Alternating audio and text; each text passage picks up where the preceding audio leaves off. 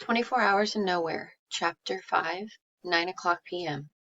Luckily, the moon was full, so I could watch my steps as I walked without turning on the flashlight and wasting the battery life. I scanned the ground for rattlesnakes. I once heard the majority of people bitten by rattlesnakes were drunk men at night, and I believed it because it had happened to my own great-grandfather. I was 2 for 3 here, and no, I wasn't drunk. I could see the mine in the distance as we got closer, a dark hole in the middle of the silvery mountain. Abyss, a deep or seemingly endless chasm. "You should just give this up, and we can both go home," Matthew said. "Forget about Rossi. But we'll never give that bike back anyway. He's determined to win tomorrow. Yeah, and he knows the only way he can win is for her not to race." I stood at the entrance of the mine and took a swig of my warm water, which did have a faint pickle flavor. I evaluated the blackness. Yeah, it was really black. Evaluation over. I turned on the flashlight and inched forward, Matthew following closely behind. "Maybe you shouldn't follow me," I said. The guy was a jerk for being friends with Bo, but if the mine did cave in, I didn't want him to die too. "I have to make sure you find the gold in the actual mine." "Oh yeah, I forgot. Bo's orders." Matthew shoved me forward. "Stop being a baby and move."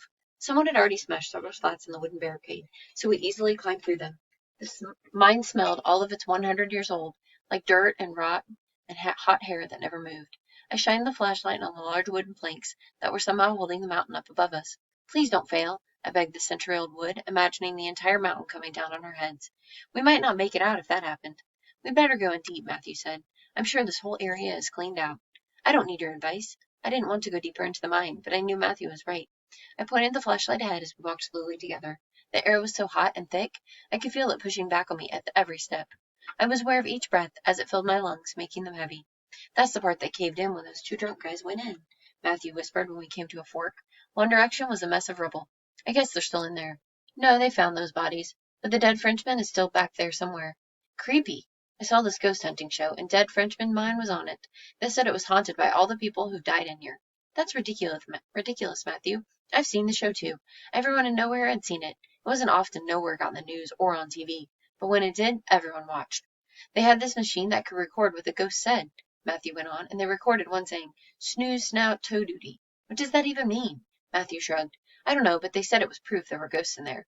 One of the guys on the show also got scratched by the ghosts. He showed the scratches on his arm." I rolled my eyes. "Or maybe he bumped into the rocky wall."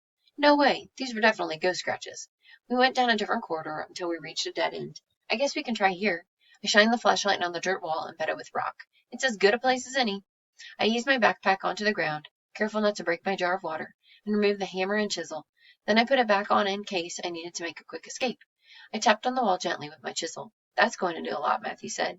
"I'm testing it," I snapped. Truth was, I had no idea what I was doing, but I was terrified the whole mine would cave in if I hit the wall any harder. I built up my courage with every tap, and eventually was pounding the chisel hard enough to take some chunks out of the wall. "Why don't you inspect the pieces I get off and see if you find any gold?" I told Matthew, who was holding the flashlight for me. "Can't do that and hold the flashlight and jelly jar at the same time." "You could put the jelly jar down. A bug might crawl on it." I shook my head and went back to hammering the chisel. And then I heard something. I stopped, thinking it might have been an echo. "Did you hear that?" I said. "Hear what? I don't hear any—" "Shh!" I stared at the ground and concentrated on listening. I definitely heard something. Voices. I looked up at Matthew. "Oh my gosh," he said, the flashlight shaking in his hands. His eyes bulged with fear. "It's the ghosts!"